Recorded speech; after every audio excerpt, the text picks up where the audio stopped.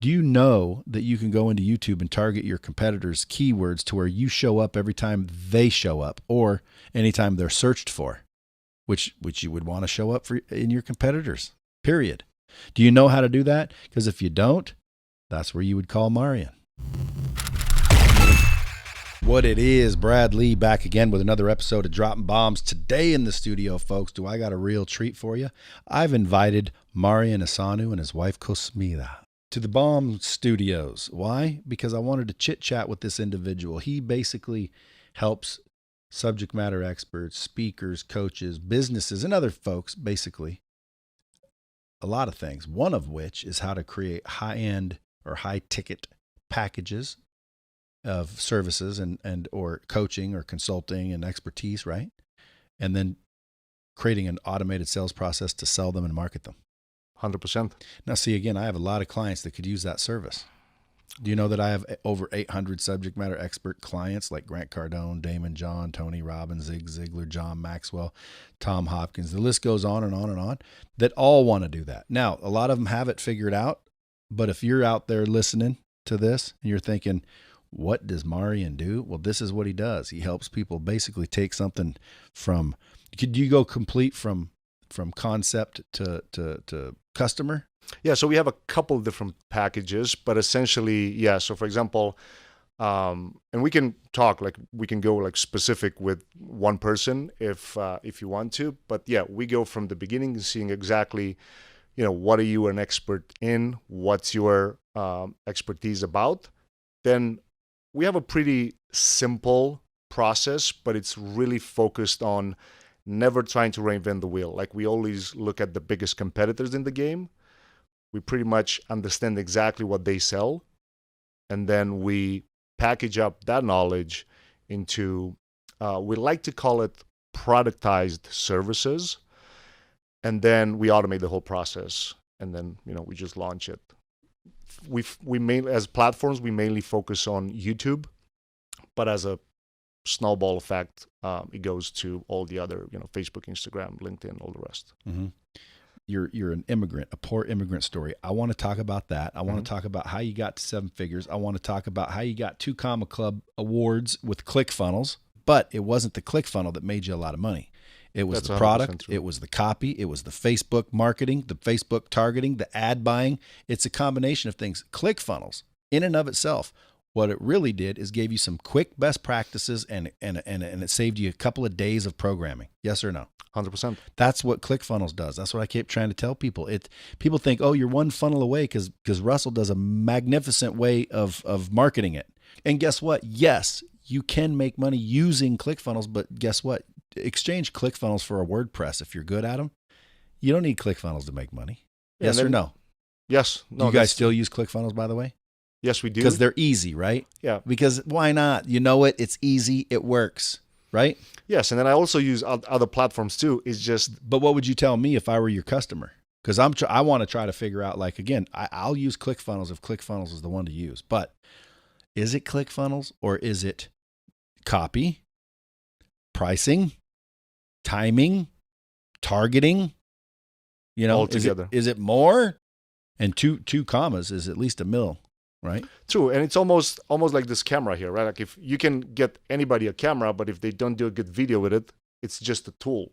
That's right. At the end of the day, any platform, anything that we talk about is just a tool. That's right. Damn, Marian, you're a wise man. Beyond your years, how old are you? 32. See, you're just a young man. I've got underwear 32. No, just messing with you. I'm not actually. I'm 51, but still, you're a young man, man. You got a long way to go, but you've learned a lot so far, haven't you? Yes, I guess the experience taught me a lot of things throughout these years, so I could say yes. Yeah. Okay, so let's just and folks, that's a long way of saying if you don't know who he is, go check him out. He's got a story. He's built a 7-figure business. He knows how to find clients. He knows how to acquire clients in an automated way, which again, to me, is how you scale your business. If you have a business, I don't care if it's landscaping or otherwise, dude. You figure out how to scale it. You create a landing page. You do the same crap. I don't care if it's a physical business or a virtual business. It still works. I've had literally people say Facebook didn't work. I'm like, dude, Facebook works, you dipshit. There's no question What did you do? That's the problem. Like, what did you say? Who did you target? What'd your dumbass ClickFunnels say? Well, it was supposed to say something special. Yeah, fool. There's a psychology behind it. Yes or no? Yes. Yeah. So you help people with that. Correct. Interesting. Because I might be hiring you before you leave here. Why? Dude, I'm trying to figure out what my message is. A lot of people think I'm a guru, bro. I'm not a guru. I run a tech company that I founded. Is the only reason I'm in charge and I'm running it. It's not because I'm techie. It's because I invented it. I founded it. I didn't invent it. I envisioned it and someone else built it. And now it's Lightspeed. So I shouldn't even be here, but I'm a tech CEO. Everyone thinks I'm an influencer because of my social media. Everyone thinks like I'm the people you're describing here. Am I an author? Yeah, I got a book coming out. It's not out yet. Does that make me an author? If it's written, yeah, I guess. It's not fully written, but I did author a Real Deal Lease Presentation that's trained in car dealerships across the country. So that's an author technically. So I'm an author. I am a speaker. I go out and do keynote keynote engagements. I said speaks because I never say speaking. I'm not a speaker. I'm more of a talker. Like I'll walk out on stage and talk to the audience for an hour. I don't have a speech. I have a story. Like I'll talk about, I have a whole story. So I'm a speaker. Okay. I'm a coach a little bit. I coach employees. I coach my kids. I coach people. And I'm a thought leader. So I'm a perfect target for you. Am I not? Yes. Okay. So let me use me as the example. If you've struggled with putting the right message in front of the right audience, making a true impact. See, I've made an impact, I believe, just with free social media. I think we're making impact right now with this dropping bombs. So I have no problem making impact. The right message. Let's talk about that. Like, what is the right message? How do you come along and help somebody identify their message? So first, we always look at what is the big problem that either the service, the product, or in this scenario, it's an app or software solving for people, right? And then if we don't know exactly what that problem is, we start doing a little research. So I use a tool called Keywords Everywhere, and it's free. Everybody can use it. You install it's a Google Chrome extension. And then you start looking on YouTube, you start looking on Google. It's called Keywords Everywhere? Keywords Everywhere. Yeah, it's a Google Chrome extension. What does it do? Just find the best keywords to find things? What? And it tells you exactly how many searches a month a key phrase, a keyword gets on all these platforms. Well, mainly YouTube and Google. I mean, yeah, it does track Amazon and eBay and a bunch of others, but we focus on YouTube and Google. That's in the scenario if we don't know what's the biggest problem that you solve or the software solves, right? So then we start looking at that. Then once we identify, like, okay, we know, we make a list of, let's say, 20 keywords or 20 phrases that get at least 1,000 searches a month. The reason for that is if people are not, and again, you know, if I think of something that is a small problem, you may still target that keyword. So for example, right, if I'm doing client acquisition for customers, a smaller problem can be, hey, I can help you with your Facebook ads, I can help you with your Google ads, I can help you with your YouTube ads. Those are small little problems, but they're still part of the big picture that whatever the service or the product is solving for people, right? So then we make a list of at least 20 of these key phrases. And then we look at competitors. Number one is we use YouTube. So we look at who are the influencers that rank for those keywords and what are they talking about, right? So if your software competes, let's assume with ClickFunnels, we'll look at what Russell Brunson is talking about because he's the owner of ClickFunnels. He's the co-founder of it.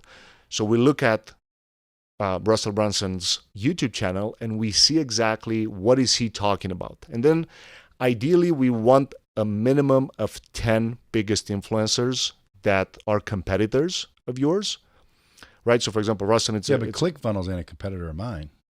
No, I was just putting as an example, not necessarily ClickFunnels as a platform, but the person itself, like, you know, Russell, or let's assume Grant Cardone is another competitor of yours, right? No, he's not. He's a client of mine. All right, cool. So then let's take it a step deeper. Who, like, do we know the competitors? Who of mine? Yeah. Sure.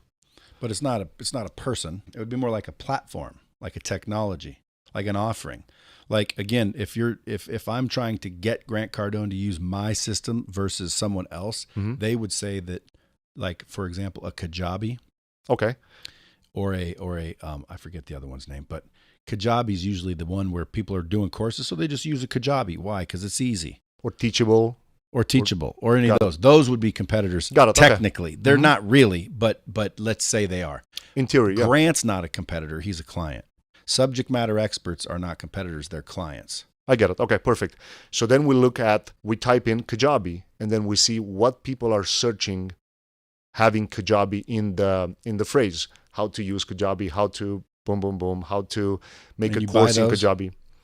And then we create usually four different video ads, and then we target whatever they search for. Yeah, but you know what's funny is people are doing that to me. Like, if you go type in certain things, if you type in Lightspeed, other platforms use people searching for me to find them. Exactly. So, but they do that because it works. I know, but we just send them a letter, then they can't because we're trademarked and copyrighted all legal like. So they can't say my name. They can't say certain things. I got certain shit taken down. Got it. Okay, so let's put that out of the equation. So they're not allowed to say that in the video, but targeting the keyword itself, sure, it's still possible because it's public information.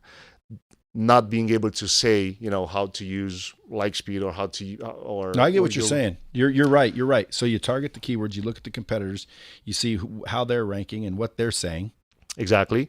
And then we create usually 4 different video ads around, and then this is just value building ad with a call to action at the end. So having your credibility, you recording the video and then talking how people can create courses or how people can put their information into info products and things like that. And at the end, you'll just say, and by the way, guys, if you like to learn how to get this done, properly, just book a call and talk to somebody in my team. And below the video will be just a big blue button that will book a call. Now, the power of these ads is we place them in front of the videos that these big players have, right? So for example, and then on top of that, and we'll get into that even deeper if you want, before somebody watches a tutorial, if you can put your message educating the consumer of what's being possible to do, and then just invite them to book a call with somebody in your team or maybe watch a webinar, whatever it is, that's just, it's a whole different level than just targeting, call traffic on Facebook or Instagram. Another super powerful thing is you can literally target, like if you know that Teachable is a competitor or Kajabi or OnSupport, because now they do membership sites too, you can literally target, this is almost illegal, but you can literally target people that have been on their sites without you having a pixel installed. But Google AdWords have an option and they allow you to do that.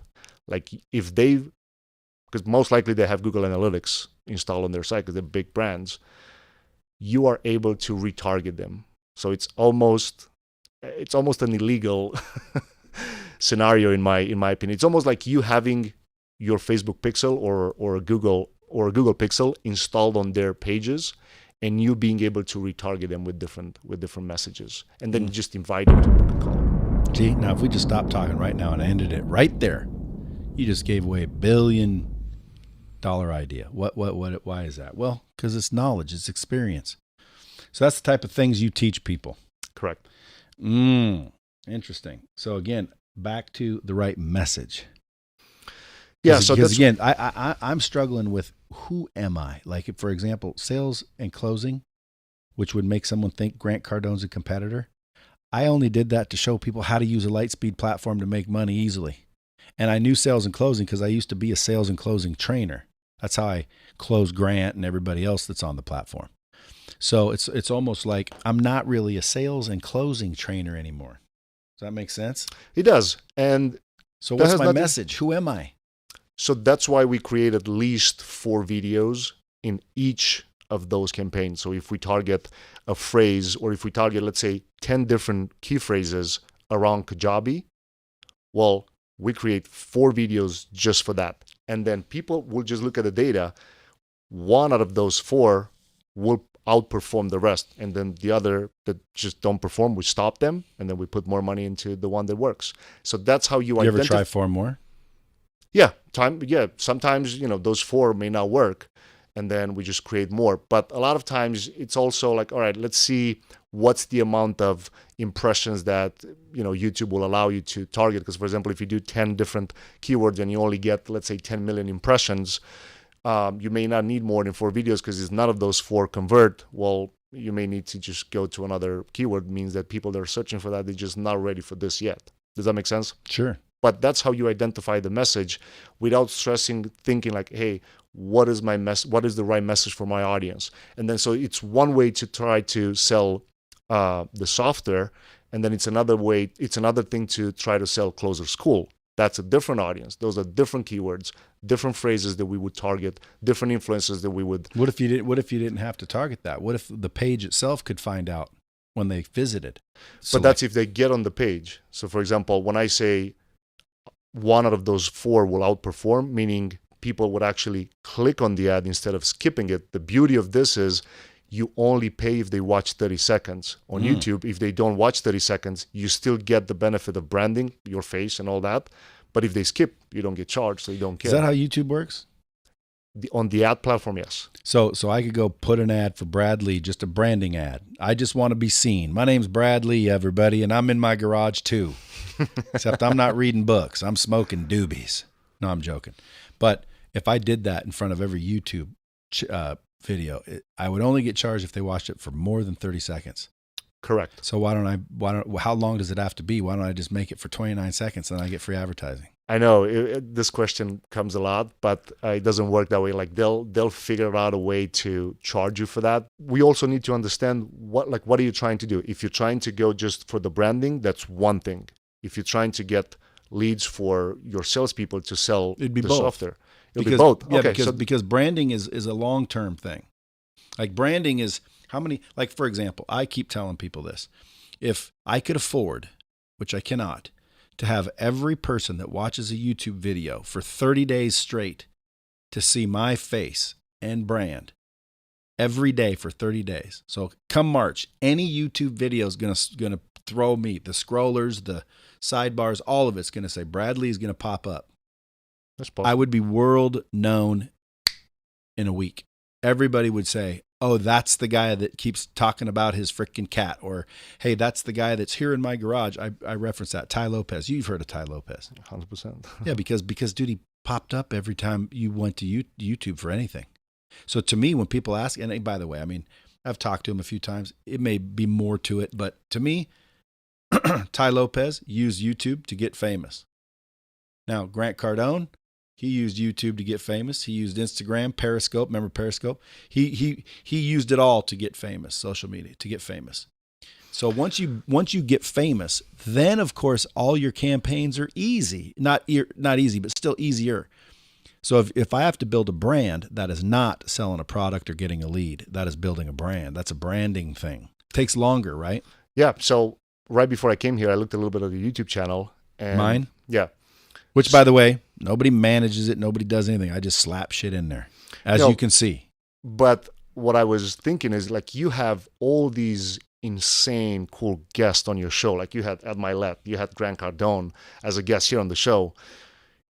Your interview with those people should pop up every time when somebody watches an Ed Milet show, an Ed Milet video, a Grant Cardone's video. Your video should always be suggested right next to it. Now, there are 2 things to this. It's the organic part, where a good friend of mine, Evan Carmichael, he's like the killer of this. Sure.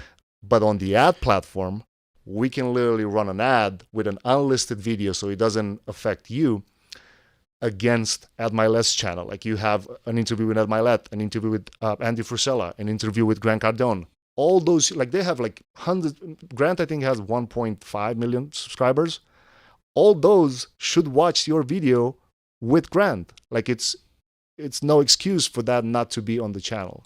Yeah. And you can do that. Like we have ways, like for example, So from a Nicole branding. Arbor, I can go target Nicole Arbor's audience. Yeah. And then what would I do that for? So that would be right here. We were talking about the branding part. So everybody that watches a video of her on her channel, if you had an interview with her, your interview should pop up the right. Yeah, but what's the benefit of that? Everybody so all on Nicole's that channel fans will see watch me. Well, yeah, but then now, if we think about it, maybe Nicole's fans would not necessarily be your ideal subscribers, right? Right. Maybe not. Maybe I'm wrong. Go team. Yeah, but Grant Cardone's subscribers should definitely be on your channel. Ed Milet's subscribers should definitely be on yours, right? So you can do that, and we can target literally every single video of one person's channel, as long as you had an interview with them, because that's just a little better to do it. If you don't have an interview, when it's legit. Like in other words, don't be sneaky and just use all their key tags or they'll bust you. But if you had a legitimate conversation or you're in a video with them, you can tag them all you want. And not just tag them. And target. Yeah, target their channels. Like you can literally target Ed Milet's channel on YouTube. Yeah, and again, I'm not their competitor, so I wouldn't know why I would want to do that other than, hey, if you like Ed, you might like Brad.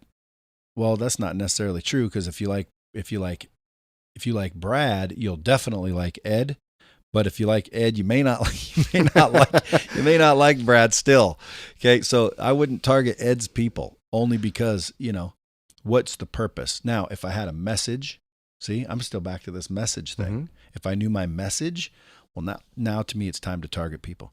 The reason why I don't really market much, if you'll notice, that's why you look at my page like he's not doing anything. Well, that's because I really need to figure out what it is I want to say before I get a bunch of attention. Too many people are out there wanting the attention, and then when they get it, they have nothing to say, and then they lose it.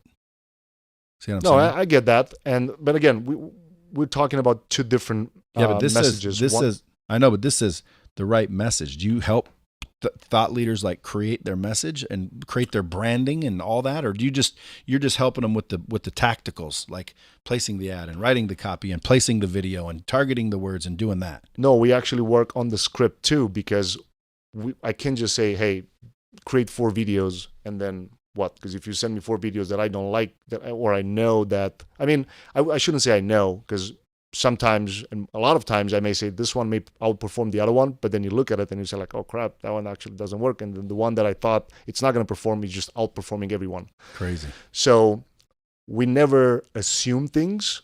We always look at the data. If it works, you just do more of that.